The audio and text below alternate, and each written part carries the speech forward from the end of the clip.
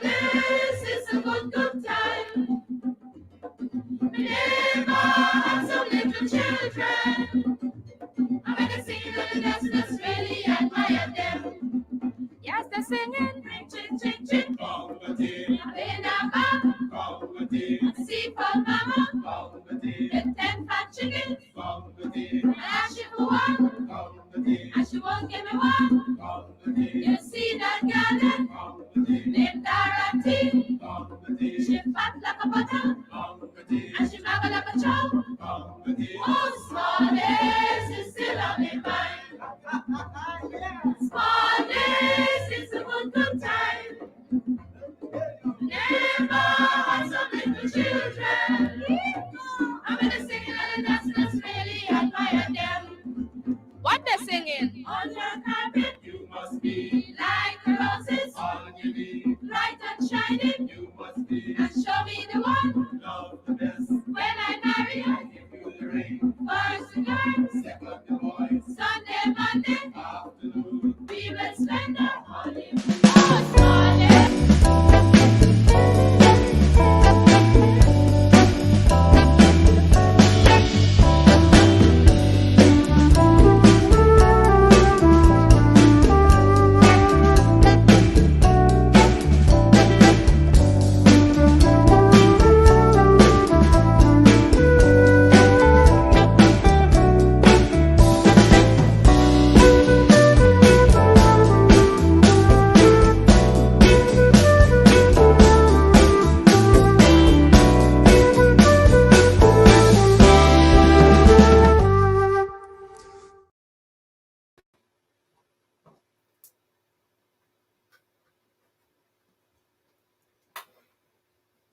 Good evening, everyone. Good evening, good evening, good evening, everyone. Welcome to Over to You on this day, Saturday, August the 17th, 2024.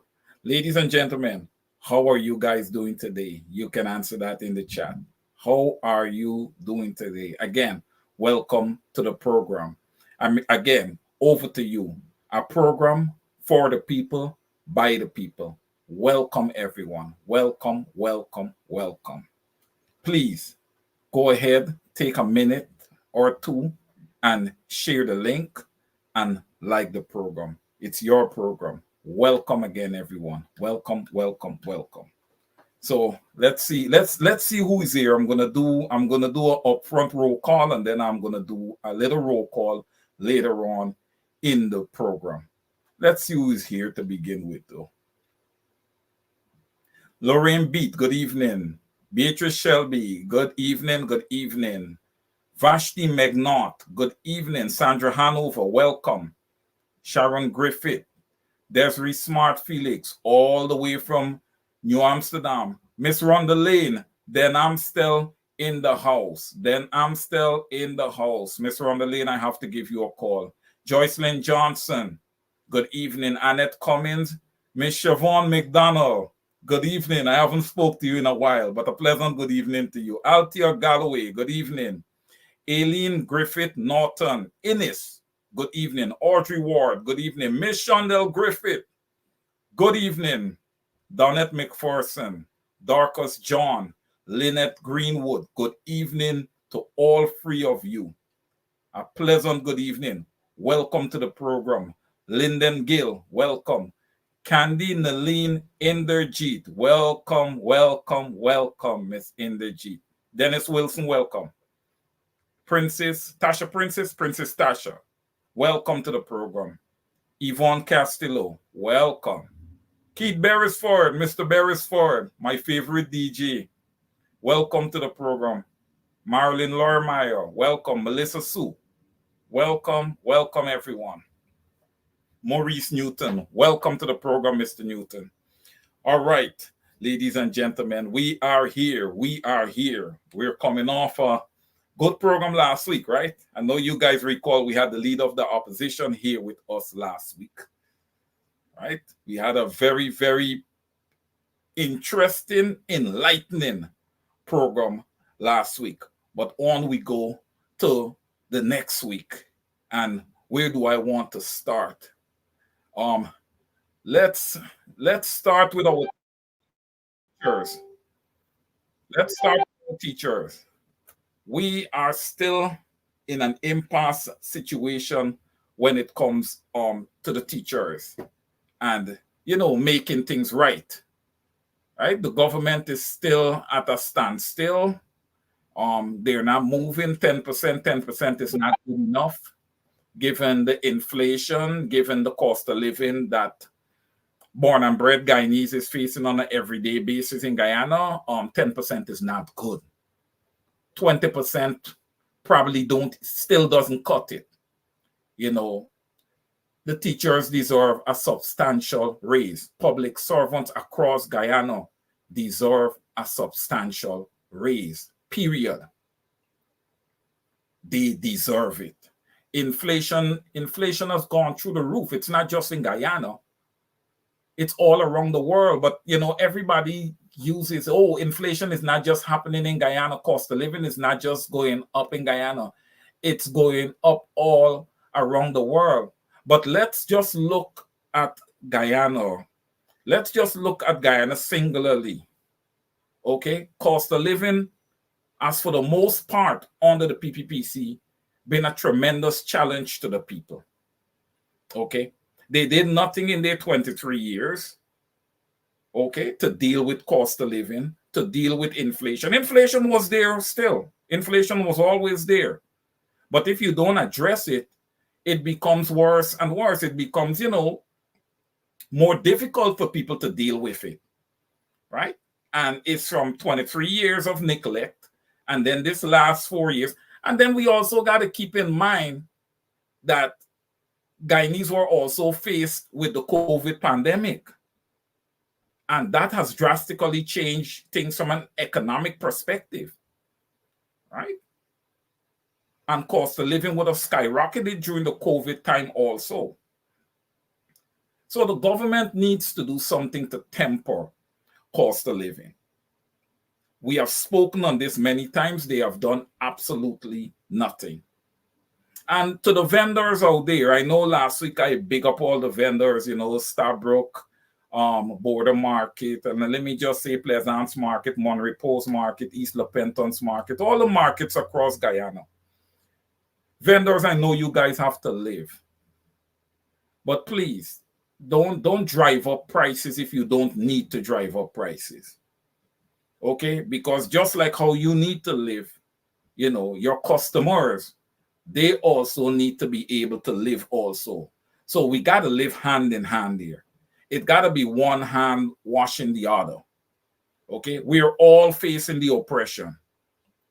So we can't, in a situation like this that the Guyanese people are currently in, one cannot just look out for his or herself. The people of Guyana need to come together and they need to operate as one unit. That is what is needed at this time. Okay? No, I am for myself. That's not going to work. You would think that you're doing something for yourself. But when you're finished, it's going to equal to nothing. It's going to equal to nothing. Guyanese need to work as a collective. Okay? You guys see how the PPPC side of the aisle in Parliament is working. As a well-oiled machine, as a collective. They are doing their corrupt acts as a collective. The information stays internally. Okay? They don't allow information to get outside of that circle. Right? And that's how the people of Guyana have to start operating. We need to start holding the PPPC as a government. Mind you, an installed government still have to hold them accountable because they are the ones that are at the helm right now. They are the ones that are mismanaging the country from a holistic perspective. Look, they were installed there, and basically what they have done since they have been installed is to continue to sell Guyana out. And Guyana is not being sold out to the highest bidder. Oh no, ain't nobody bidding high on nothing. Okay? All you have to do is to come in and see the vice president, like the Vice News had it. Come in, see the quote-unquote vice president. I don't know where that position came from. But you come in, you see the installed vice president, and you're in as an investor. You play your cards right, and you're in. Okay? Whatever you play right, and whatever you pass under the table or wherever you pass it, it goes his way. Nothing goes to the Guyanese people. All right?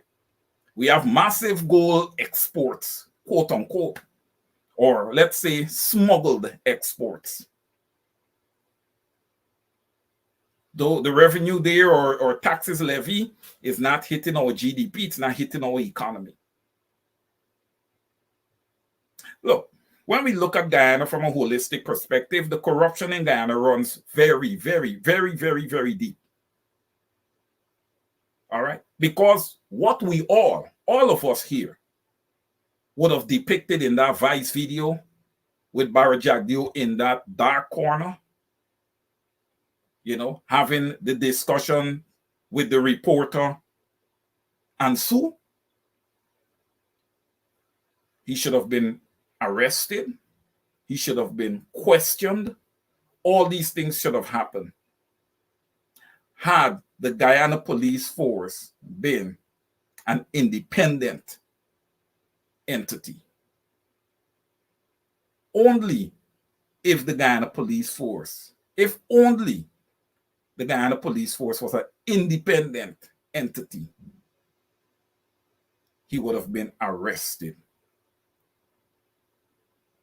But of course, it is not independent, so he's allowed to walk. Hence the reason, hey, look, we're going to play pit for pat here. Because the police to some extent has to know their work. So they already know what's going on there with Jagdeo and Sue. So they are looking and they're saying, okay, well, if he could do that with Sue, then we can do our own bit of corruption too. That's why you find that many high-level individuals in the Guyana Police Force is allegedly in problem with money laundering, amongst other things. People bank accounts is getting frozen and all these type of things. Because it's an eye for an eye and a tooth for a tooth. They see high-level government officials doing whatever they're pleased to do. And they're doing the same. But let's remember this, that these are the same people, both the police officers and these high-level government officials, these are the same people who would have taken an oath to serve the people of Guyana and to put the people of Guyana interests first. So then you ask the question, what's the value of taking oaths? You know? Many would want to ask, what's the value of the Bible as a book? Because they place their hands there. They hold it, they swear. And then look what they do in return. Now, I don't know how many of you would have seen this video. It's recently out. I am still trying to get more information on the video, but what would have been depicted on the video is the Guyana Police Force in operation trying to arrest a young man. And the community is out there facing the Guyana Police Force head on. Now, I didn't see when shots were fired and all of that in the video, but they would have allegedly shot a young man in his foot, right? They would have shot a young man in his foot. And the other young men, and by the way, let me be a little more clear. A young man of African descent would have been shot in his foot. Because when you hear about people getting shot in Guyana, it's hard to think of somebody who is non-Guyanese of African descent. Okay? And these police officers, they are officers of African descent. I don't want to make this seem to be a race issue, but why is it? Why is it that with these kind of issues is always the victims is always someone from one ethnicity, right? This can't happen by chance. It can't happen that every time by chance that this is happening, right? It can't be by chance. It has to be that these people are being targeted. And that's not a new story, right? Because when we look across from 1992, 1991, or whatever year it was that the PPPC would have gotten into power, when we look across extrajudicial killings, the PPPC is by far, I haven't heard the opposition would have been accused in their 5 years of any extrajudicial killing.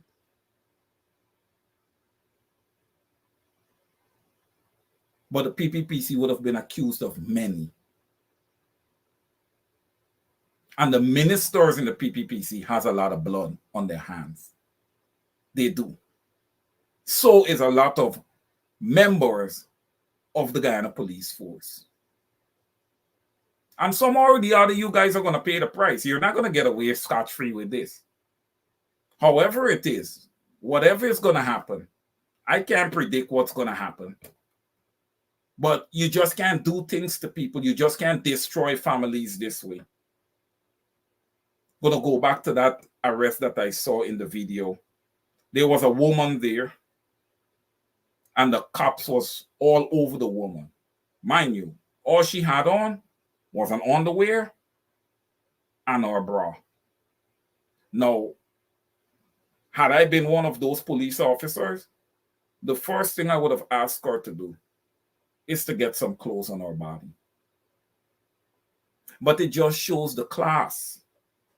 It just shows the class when it comes to the officers within the Guyana Police Force. They lack training. Oh, yes, they lack training. All right? They need to sit down and they need to look at experts like Mr. Paul Slow and Mr. Conway and try to learn this job. If you don't understand what you're doing or what you're supposed to do, reach out to these guys and ask them questions, man. They're experts at this. All right? Don't just go there and do things. All right? Don't just follow instructions. Because some of the people that are giving you instructions, they themselves don't know the law. They themselves don't know the law.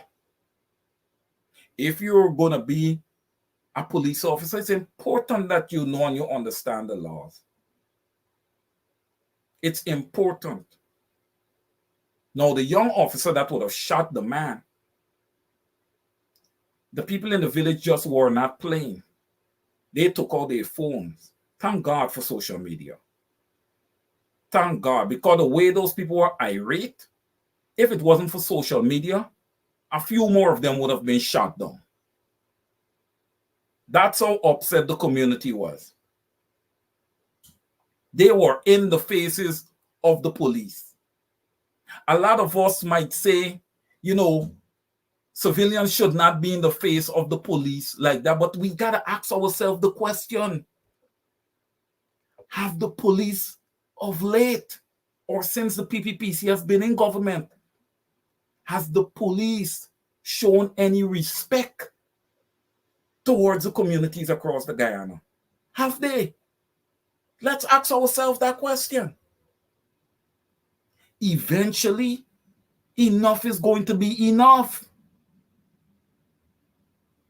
They cannot continue to trend this way.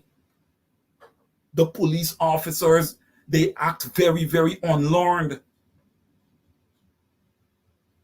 Well, one thing I would like to remind them tonight, your salary is being funded by the taxpayers. Don't get carried away.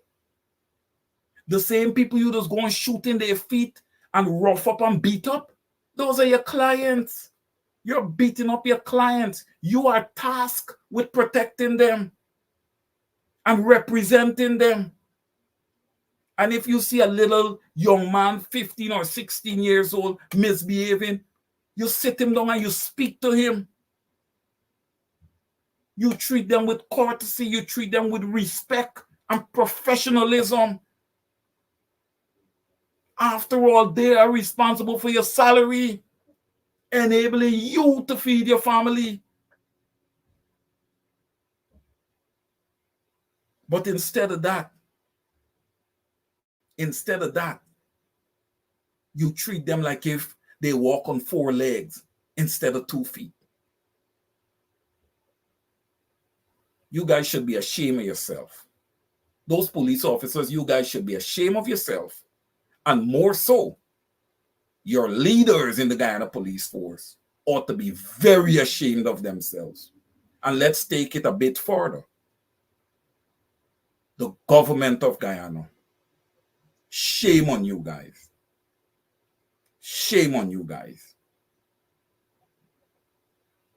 Another thing I would have saw, the installed president, he's out there. He said he's raking and he's cleaning. You know? He wants to create that image, you know, that he comes down and he spends time with the people, he assists with cleanup, and he, you know, he's involved. Irfanal, you're not involved. Involved in what? Involved in what? What are you trying to show? The international community that you're on the ground and you're cleaning? No, you're cleaning because your government, your central government, is not providing adequate resources when it comes financial resources to City Hall to be able to execute their duties. You're just not providing it. So therefore, sometimes you come out with police officers and clean. No, we don't want police officers cleaning. We want all your police officers, all your investigative officers, we want them out. We want to know who executed Courtney Crum Ewing. We want to know who killed Donald Allison. We want to know who killed the Henry boys. We don't want those guys to be cleaning gutters. We want them to be out investigating those crimes. We want more answers when it comes to Orrin Boston. We're not going to forget those things. You think we're going to forget just like that? What happened to Ronald Waddle? Ronald Waddle was a thorn in y'all sides. He was a thorn in y'all side. So was Courtney Crum Ewing. We're not going to forget. We're not going to forget Shaka Blair. We're not going to forget anybody. As long as you see that I'm on these programs, I'm going to continue to invoke those names. Or you guys think it's just so you're going to just walk and you're going to go and you're going to deal with your big investors and all this going to be good and nice and everything else? Oh, no. Oh, no. And you see this that you guys are doing to the Guyanese people? Man, as long as the man upstairs give me the health and strength, man, I'm going to do some writing to leave with the generations to come, because you guys think that you're going to just get rich and your kids going to live in the future without having to work and without having to do anything. They're living off of blood money, and it will be known. It will be known. Oh, yes. Oh, yes. It will be known. You guys think it's just so you do the things that you guys are doing to the Guyanese people and you're just able to walk free? Not at all. Not at all. Speaking of that, Junior Minister of Housing, Miss Susan Rodriguez. I saw a massive, beautiful building, and it's alleged that that building belongs to you. If so, are you able to source where you would have gained that type of capital to put up such a building? That's my question to you. Because when I look across the spectrum of Guyana, the only people who are getting rich is the PPP ministers and the people who are tied to them. That's the only people who are getting rich in the country. Along with the investors that is coming in and buying up a wholesale of land. That normal born and bred Guyanese through the Ministry of Housing can't get a normal little house lot. Imagine that's what Guyana's become to. That's what Guyana's become. Normal born and bred Guyanese cannot get a house lot.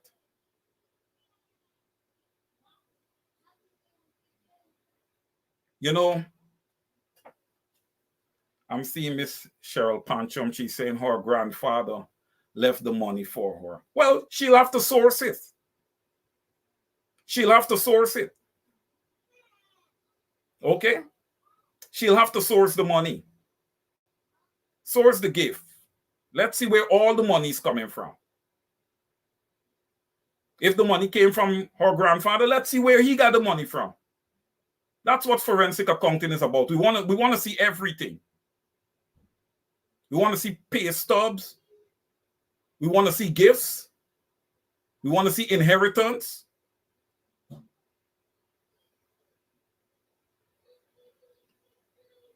Because there could be no excuse. There could be no excuse for what the PPPC is currently doing to the Guyanese people. There is no chance at elections that this government could win an election. There should be no chance that they could win an election in Guyana. I can't believe that Guyanese head would be so hard that they are not learning anything from what's happening here. People of Sarah Johanna, you guys have gone quiet. We're not hearing anything. You know, the PPP went in there and they bulldozed you guys. It was a hot story. You know, it's one thing when these stories come out very, very hot, right? And then they just go cold. You don't know what happened to the individuals. You don't know where they were placed. You know, it's the same thing happened with Mocha. Some people made a deal with the government. Some people took pay and went along their way, whatever. But you have to remember that there were people out there who are fighting for you. I think there must be 5 or 6 people who have not taken anything, who is still fighting. But the ones who would have taken pay and move along, remember, there were people out there fighting for you. You should reach out to those people. You should say at least thanks. Right? Because if those people probably didn't step up and fight for you, you didn't have nothing to get. You would have had nothing to get. Seeing that this has led me all the way to Moko. Let me stick up in there for a minute. Please, guys, allow me the latitude. Moko. Remember how the people of Moko got bulldozed, right? For the beautiful highway to go through Moko, right? Now it would have been understood that the houses now are quite a bit away from that highway. And there's available lots in front of those houses. Apparently now lots are available. It's supposed to be government reserve, right? Not available to people, right? Guys, am I right? Please tell me in the chat, right? It's supposed to be reserved and not available to people. Hence the reason that the people were bulldozed. Most of them Guyanese of African descent, of course. No, no. Those lads that are available. Here, what's my position? This is only Wayne Caesar's opinion. Guys, this is only Wayne Caesar's opinion. Though, just based on the way that the PPPC has been posturing, okay? This is my opinion. I would encourage all investors, any Guyanese across the board, to not purchase any of those available lots up at the front of Mocha close to that highway. Because to the extent the APNU plus AFC, that opposition gets back into power in 2025, if anybody purchase lots on that ancestral area, they should be equally bulldozed and removed, just like the PPPC would have bulldozed the people who were there before and removed them. This politics, you got to stop playing now. It got to be an eye for an eye, a tooth for a tooth.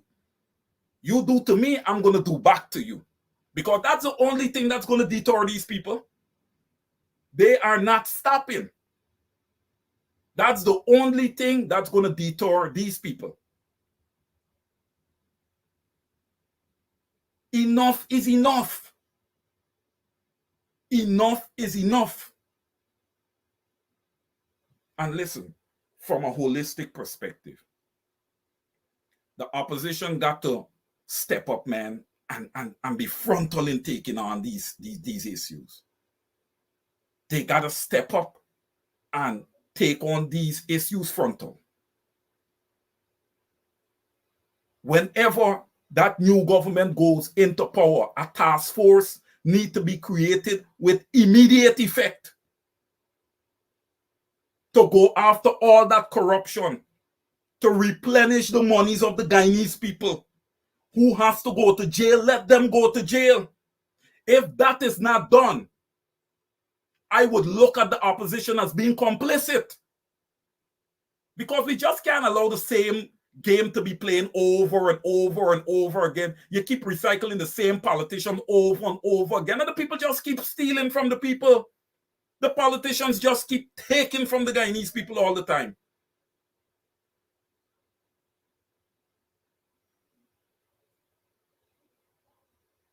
We got to step up.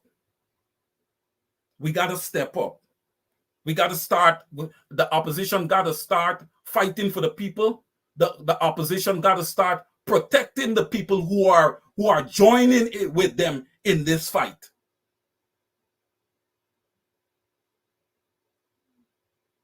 I've never heard the opposition step up and say, hey, Mr. Benchcop, we want you in Guyana to do this, or Wayne, come to Guyana, we want you to do that. We got your back. We want to do a rally. We want to do something. We want you guys to come and energize the people. Everybody's just full of egos. Egos is not going to get Guyana anywhere. Egos is not going to get Guyana anywhere. The opposition, all the opposition parties, everybody have to come together as a collective. The Guyanese people, all 6 ethnic groups, has to come together as a collective. There's no way Guyanese of African descent is moving up and having a great life in Guyana without their fellow Mati, Guyanese of East Indian descent, having that same quality of life. I want to say something. And I feel a lot of you are going to agree with what I'm going to say here. Again, Wayne Caesar's opinion. Guyanese of East Indian descent and Guyanese of African descent are more closer than they want to believe. This whole thing about racism across Guyana, it's a political thing.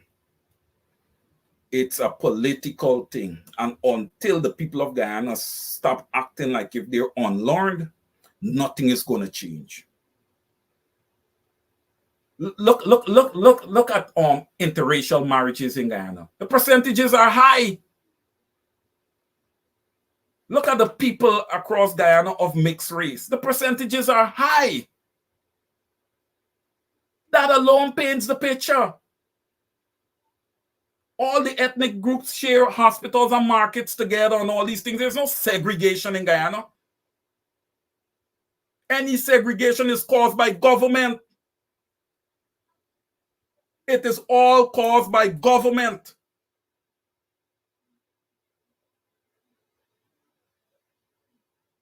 We're in the 21st century. Guyanese need to start showing that they are learning. We have a tremendous amount of issues across our country that needs to be addressed. And when you go to the polls, that is what you vote to. It don't matter your hair is straight and Wayne Caesar hair is hard. Well, I ain't got too much on my head, right? It's hard. It doesn't matter. You have a heart, Wayne Caesar got a heart. You got two eyes, Wayne Caesar got two eyes. You got two hands, we got everything. We are human beings before anything else, and we should respect each other as such.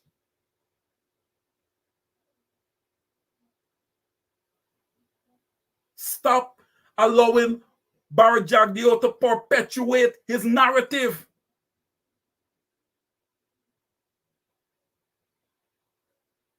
He is the one that separates the people with his bottom house racist rhetoric.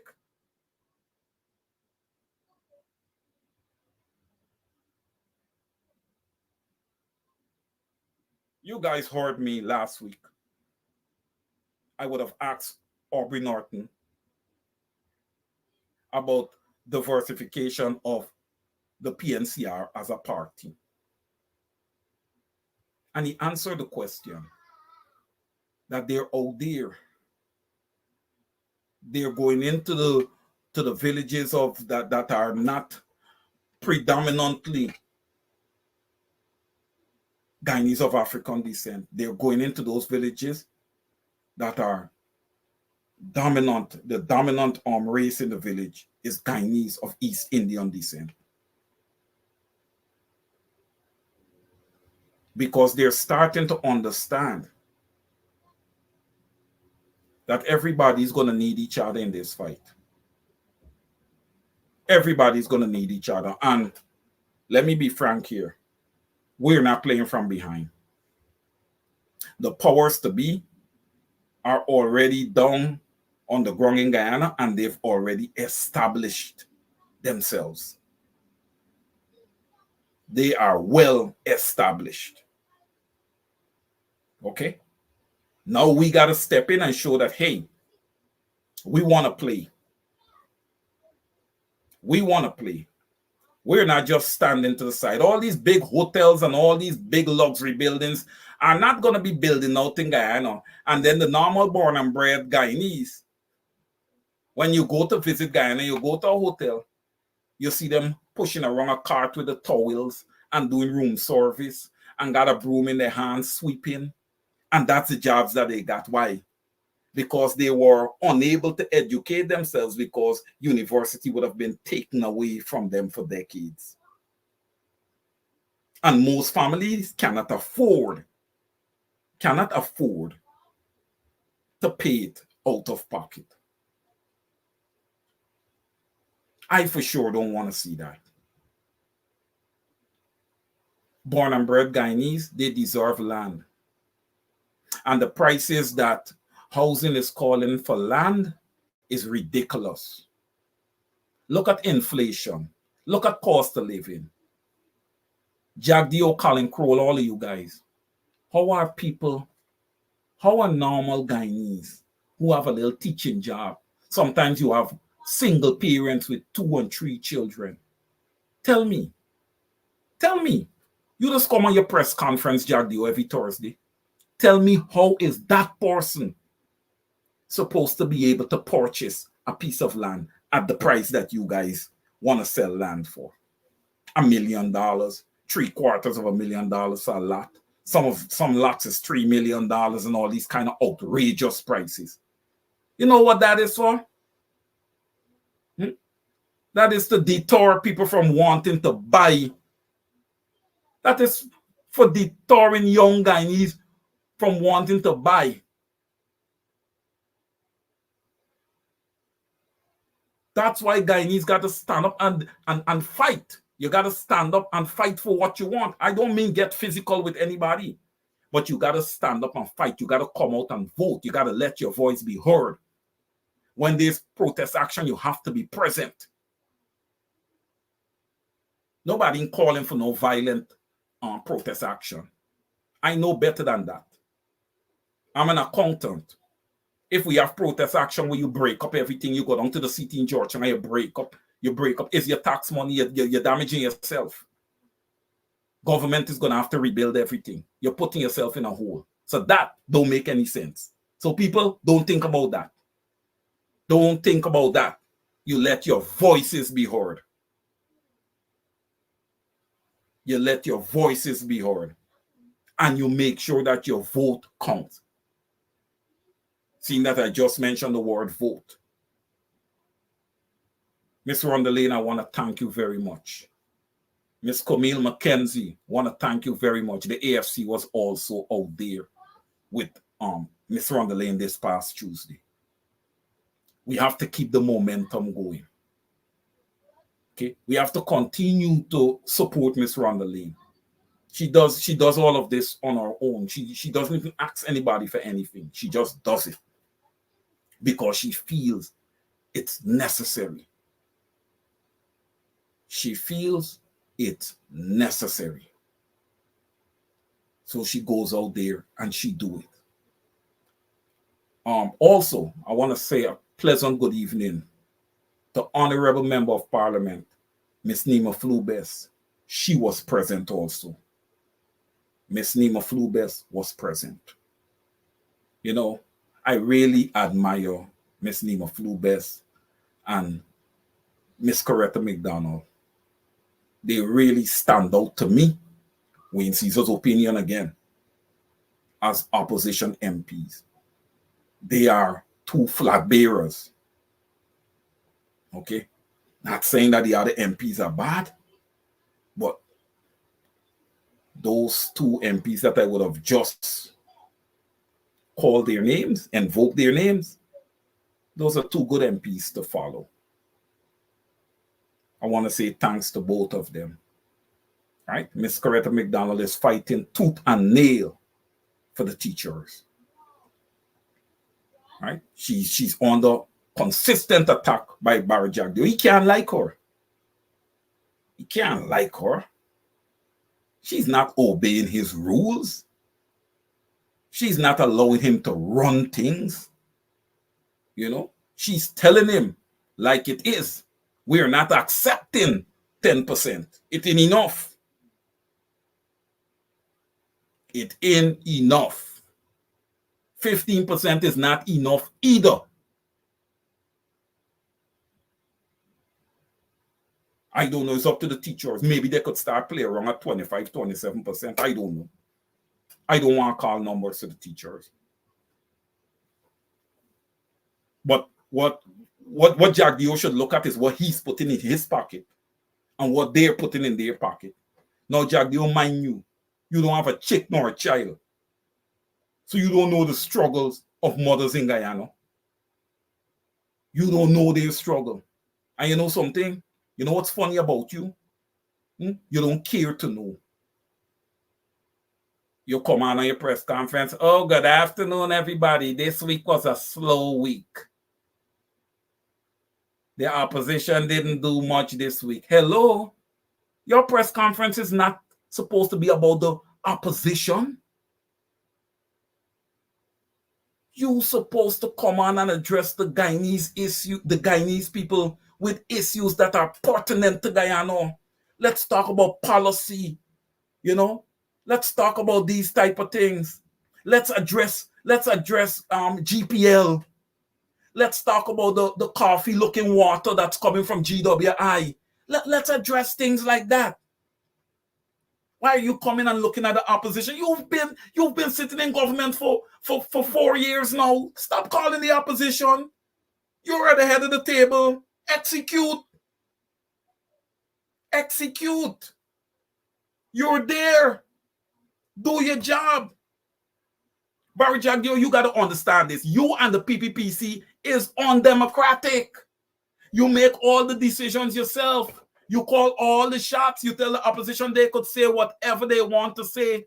It's not going to change your mind. When you guys get together, you guys put policy in place, or if you guys are going to go in the Natural Resource Fund for $3 billion, and you guys put that together, that's what it is. You don't listen to the opposition and see if their idea is better. Hey, man, you should just take out $2 billion. You don't listen to them. It's a done deal. It's just like the ID card situation with the new ID card and what it's going to look like and who the vendor is going to be. You guys went out there. You guys never leveraged the opposition. You guys, it's like they're non-existent. And you know what's strange about all of this? Is that you guys didn't win the 2020 elections. But look how you guys are behaving.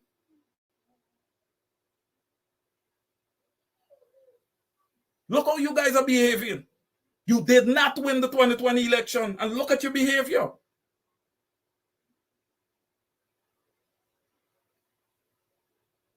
Guyanese, we have to do better. We have to do better. We have to make sure that our country is managed by competent people, learned people, people who have the interests of the Guyanese people at heart. Like Mr. Norton would have said last weekend, the opposition, they want to be a people-centric government. Listen, it starts with the people and it ends with the people. It starts with we the people and it ends with we the people. Mr. Israel Garden, good evening.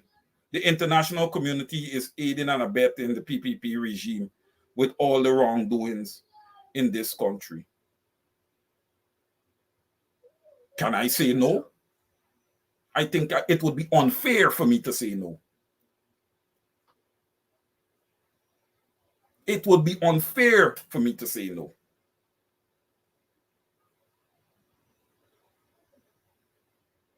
The ABC countries were here. The EU was here. The Carter Foundation was here. CARICOM was here. Maya Martley was here. Ralph Gonzalez was here. Owen Arthur was here. The other one, Bruce Golden. Yeah, Bruce Golden. One of them died. Which one? Owen Arthur, maybe? Right? Shortly after. All of them was here. Maya Martley, she's silent. She is silent on the atrocities that the Guyanese people are facing right now. She's silent. You see, Guyanese, when leaders like that say that they're touching down on your soil, you should be up at the airport to boo the heck out of them and turn them back out of your country. The other question, why is Mike Pompeo always visiting Guyana?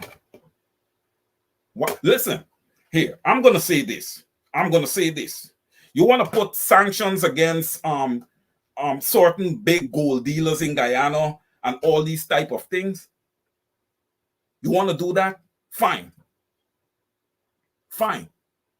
You can't put sanctions against them for things that you're doing. Who are you? You think that they're extorting the country while you're doing the same thing. But you got a little more power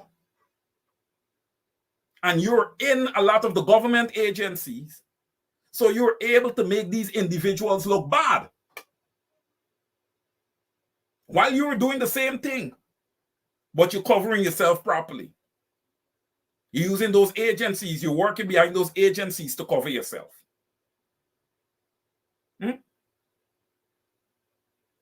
I have not seen any of those gold dealers.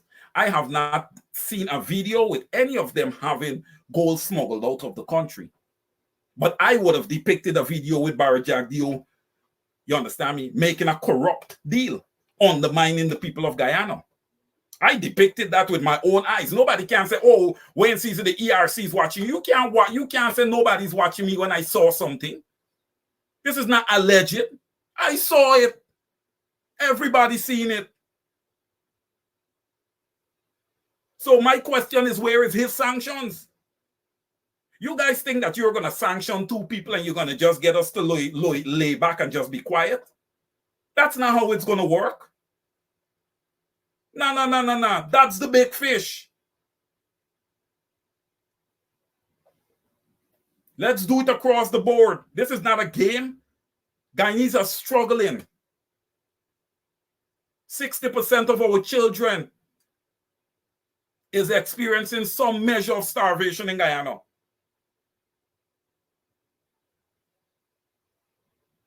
I don't want to hear Bar Jagdeo press conference.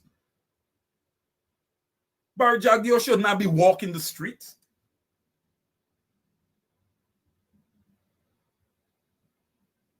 We can't continue to play with these people. By the way, the DPP, yes, your big massive house is coming out in Prattville. Yeah, and I heard the swimming pool is building there too. You see how you guys live? You see how you guys live? There's what Guyanese people's got to the polls for. To elect people to get rich in their country and use and abuse them. You see how you guys get rich, huh? You guys are taking so much from the people that you think what you're doing, many generations of your family after you would not have to work. Right? You guys think that many generations in your family after you would not have to work. I'm going to quote the book, the holy book, Genesis 3:19, where it says, by the sweat of your brow you shall eat bread until you return to the ground from which you were taken, for you are dust, and to dust you shall return. You are dust, and you will return to dust. Your children have to work. Don't take away from others to enrich yourself so that your children and your family is well off while others are punishing. That's blood money. That's blood money. When I look at you PPPC ministers, you know what I see on your forehead? A dollar sign. Because all of you got a price. And there's others within, there's some within the opposition also that may have a price on their forehead also. But if you guys know that you're not going to be authentic, you're not going to be fair to the Guyanese people, you're not going to work for the Guyanese people, step away, man. Step away. Step away. Because you got to work. Let me say this. Win, lose, or draw next election, the MPs, the opposition, everybody will continue to receive a salary. My thing is, if you lose the next election, what happens to the Guyanese people then? What happens to them then? When I looked at that video with the police in that village trying to do that arrest, I can see that tensions are rising. I can see that tensions are rising. Again, I call on my brothers and sisters in Guyana to remain as calm as possible, because I want all of you here. I don't want you guys to be shot down in no hail of bullets. These people have created a lot of security organizations, and they're there for a purpose. All right? They're there for a purpose. Look, see me, I represent the Guyanese people. And as long as I got breath in my body and they allow me to, I'm going to speak for them. Okay? We're not stupid. We're very smart. We're very knowledgeable. And we analyze things very, very carefully.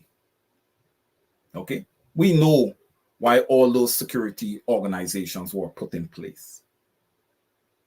Okay? They were put in place to deter Guyanese from standing up against this PPPC regime. That's the purpose. Because if they call on the police and the police cannot execute, they're going to get the real executioners. But I'll say this. When it's all said and done, the masses always win. The masses always win. It's the masses who kind of dictate who's rich and how rich people continue to be rich. If the masses stop purchasing, okay, if they decide that, hey, we're going to go and farm the backlands that our ancestors left for us, and we just ain't buying nothing, we are becoming anti-government, then everything is dead. Everything is dead. I want to remind the Guyanese people of the powers that they hold in their hands.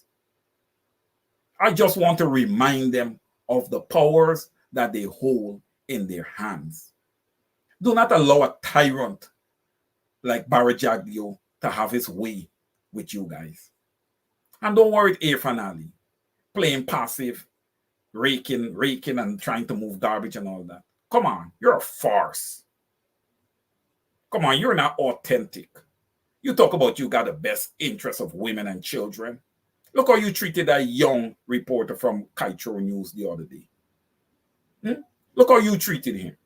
Look when you went up on the quarantine in Barbies area there. Look how you treat that young man when that one light was out around some turn there when you're going to Barbies. Who is responsible for it? Come here. Tell these people why the light is not fixed. You're so pathetic. You're so pathetic. And all of you goes to press conference and call this guy doctor. You guys yourself, you yourselves are unlearned. You guys know the guy have no doctorate or nothing. You guys know the University of IFLA does not exist. Jack Dio is not no doctor. When you get an honorary doctorate from somebody, and worse yet, from Russia, where you get your doctorate in? Dictatorship? Come on, man. People, stop. Stop lifting up these guys. Stop lifting up these guys. They're not for you. Stop lifting them up. You can do better than that. You can do better than that. It's getting very, very close to closing time for me. I just want to utter a few more words, for this whole opposition to move forward, guys. And I want you to listen to me carefully on this one. For this opposition to move forward and bring the fight to the PPPC, we need to get a lot of people on board. Some of you guys going to question some of the statements that I'm going to make. But there's reasoning behind it. There's reasoning behind it. All right? We got to come strong and as one. We got to put aside our egos. All right? We got to let those egos go. We have to get people involved. All right? From all ethnic groups across the board. Across the board. Look at the primary school in Philippi. Look at that primary school. The school look good. The school looks good. All right? Guess what? I looked at the pictures that was on the Honorable Mr. Nigel Yu's speech. That school has solar panels. Guys, that school has solar panels. But guess what? The school have no flush toilet. Hey, we're in the 21st century. You put up a good looking school like that and you don't have no flush toilet. You're still dealing with toilet pit, what we call outhouse. And then when you look at the outhouse now, guys, the boards them are separated. I know young boys can be worthless, huh? The boards are separated with creases.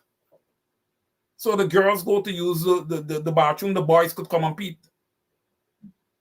Don't this remind you guys of Madia?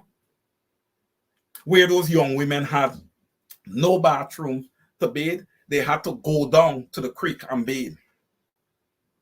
Where men could come and pray and look at them. Hmm? Imagine that in oil producing Guyana.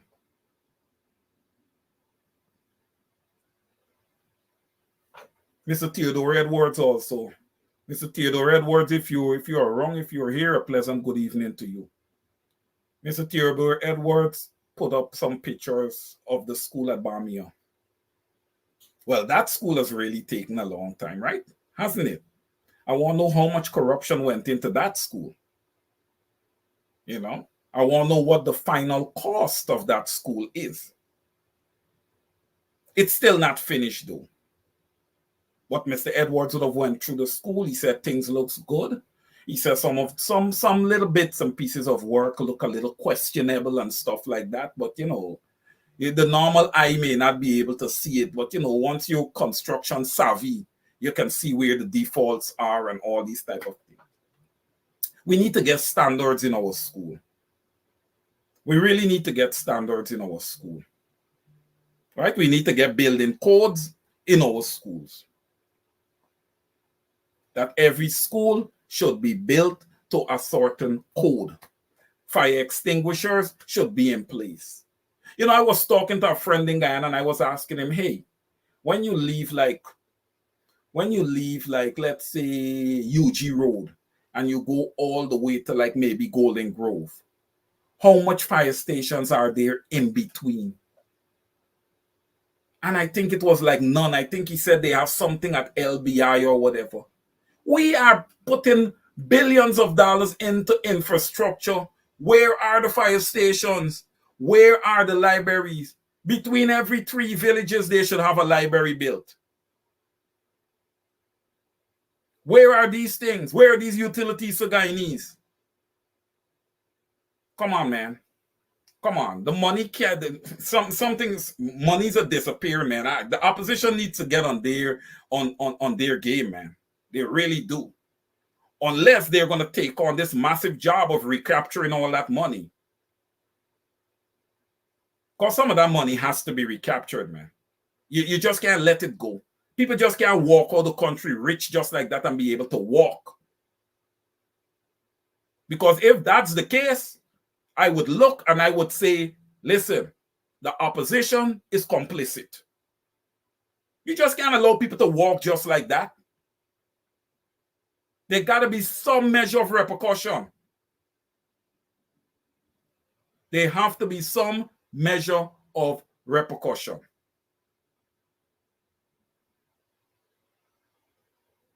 We need schools for our children.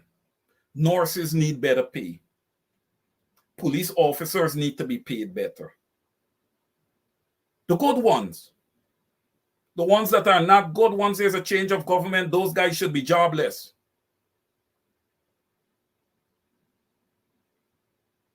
And who is not going to be persecuted for what you've done to the citizens? You can't do that to people, man. Twice a citizen, once a police officer. Twice a citizen, once a police officer.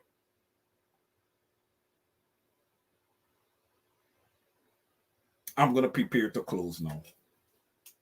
The opposition has to come together as a collective. We need to put aside egos. We want to be able to call Guyana a functioning democracy, a representative democracy. In order for us to do that, we got to understand that we are going to have disagreements. But when it's all said and done, we have to make up and move forward for the good of the country, for the good of the Guyanese people. All right. I find that many MPs are very selfish. Okay. From the time you decide that, hey, I'm not working with the leader, I'm not working with my other colleagues, I'm doing what I feel like doing. Hey, come on, you're not working for the people anymore there. You're not, think about what you're doing. Think about what you're doing. I want you to think. I want you guys to think.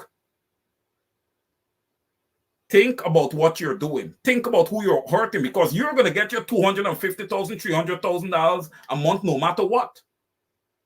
But think about that single parent with 3 children. Think about it, guys. Being a member of parliament is not a selfish job, man. It's not an ego job. All right? It's not a selfish job. It's not an ego job. You got to put your ego aside. You got to control your ego. Comrade Norton, Honorable Mr. Nigel Hughes, Honorable Dr. David Hines, those are the 3 leaders of the 3 main parties. They have to come together as a collective. They have to make sure that their egos are in control. I know Dr. David Hines is the type of guy, he's like the glue. He brings things together. So I know he's going to use that strength that he has to bring things together and keep things together. But outside of that, guys, outside of that, let's understand this. This fight against the PPPC is not just the APNU, the AFC, the PPPC, and the WP. We have some external guys who come on that you have to leverage in. A Winston Jordan, Dr. Henry Jeffries, GHK Lal, Glenn Lal.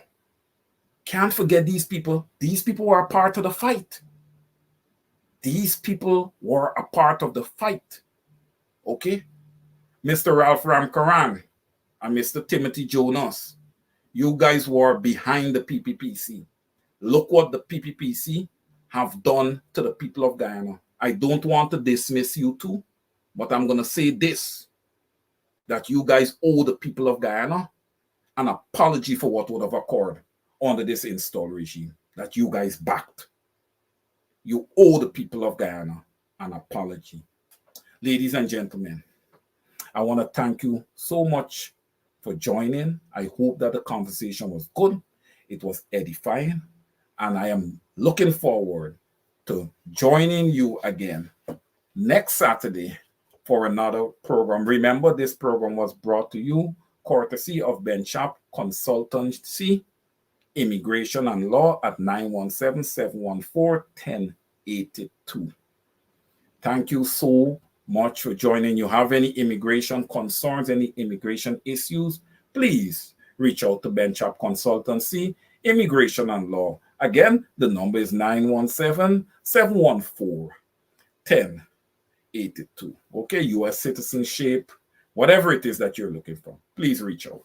All right, if you cannot get in touch, inbox or reach out to Mr. Wayne Caesar right here. Yours truly. Have a good evening, everyone. I love you guys.